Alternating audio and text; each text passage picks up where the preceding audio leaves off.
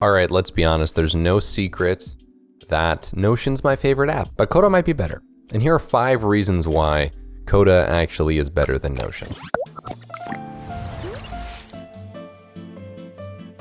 So first and foremost, if I go into this application, I truly believe that Coda, the app itself, if I make a new page, is just quicker. So obviously you have similar options for doing things like making templates. So if I made a /template in general and clicked on one of these guys, that all populating in this regard is so much quicker than what'll happen in Notion. So this is like a complete text database set up really quickly. But if I went into something like Notion, I have a lot of different templates set up in general.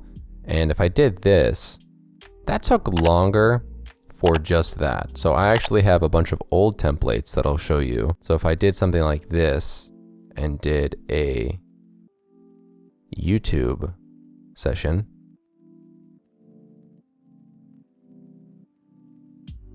it still hasn't loaded the inline data. Yep, that took way longer than Coda did to do the exact same thing. So from a speed perspective and loading things, Coda is just a little bit snappier than Notion is. Now, the next thing that Coda has that Notion just never will probably catch up on if they keep this up is their packs/integration. So with Coda, you have all these different things that you can integrate with. You have Google Calendar, Google Translate, Salesforce, Google Search Console. There is a myriad of things, and they keep expanding this, and they're actually got a beta going on for how they're going to have more packs created, even just with the people who exist in the community helping make those. So if we go into something like one of the example documents that I've had before, this is integrations with Google Calendar, with Spotify, just showing literally what I've listened to before. And yes, this may seem like a little bit much.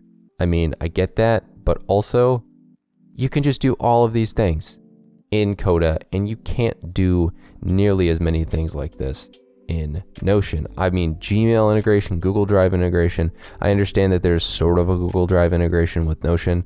That's cool, but it's not nearly as good. If we go into Notion and we take a look at integrations, I have a fair amount connected with it, but they don't really actually interact with the database as much. The integrations that you can have in Notion, as you'll see, they're actually trying to get it so that you can do more with integrations as the Notion API is out of beta, and all of these are pretty much what you can do with Notion now. You have Trello, Slack, Jira, Asana, GitHub, Google Drive. They just don't interact with databases though the same way that these do. I mean, this literally is linking up with Spotify and showcasing to me what I got going on. Like, connecting Google contacts is very usable. That's great for businesses. That's great for individuals. That's great for small businesses to be able to do. So something else that Coda has that's better than Notion is actually their capabilities to have better formulas. So if you go here and add another formula here, you'll actually see that there's an option to open up this. And while Notion has really good formulas and a lot of the coding is similar in both of these, Coda and Notion are great in that respect. This view is just better to interact with, right? So if I typed out on this, I can do any of this and like go line by line, which is like just more code friendly. But if we go into Notion, well, I may have done a myriad of different coding types of things in here.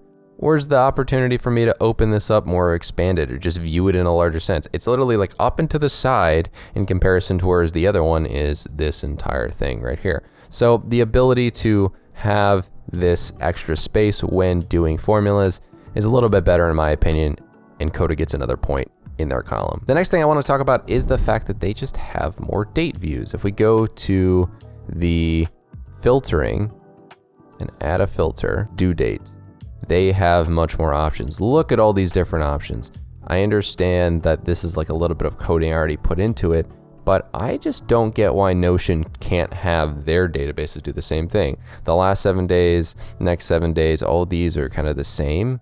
But when it comes to this week or last week or this month or last month, why can't Notion do that? Going back here to the different date filtering options, if we go filter, I had to add different properties to make it make sense here. If I added a filter for date, it's like, yeah, there's all these nice different like is, before, whatever, but you can't do last 7 days. You can't do this week. You can do things like custom range, but that's just so limiting. I don't actually think that has many use cases. Whereas with Coda, like I said, look at all these different options for filtering in comparison to Notion. Yes, you have all these different choices of is empty, is not empty.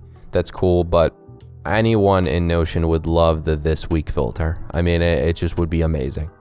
This week or last week, this week or next week. And last but definitely not least, automations. So when it comes to Coda, you can actually have rules where things are triggered at certain times, and then that thing could make something duplicate or basically add recurring tests. So when this rule is triggered on Monday at 9 a.m., then I could make it so that in this task database, I could add a row to tasks 3, and then I could name the task, take out the trash, and then I could set other values to it. And then I could go and add every single column to what I'd want it here, so I could add the different things like the due date, the assignee, and whatnot. And in general, you just have automations. At every single time, every week, I can take this and have it make a thing that says, take out the trash, and that's recurring tests. Whereas in Notion, if I want to recur tests, I have to go through this ridiculous situation where I click through a template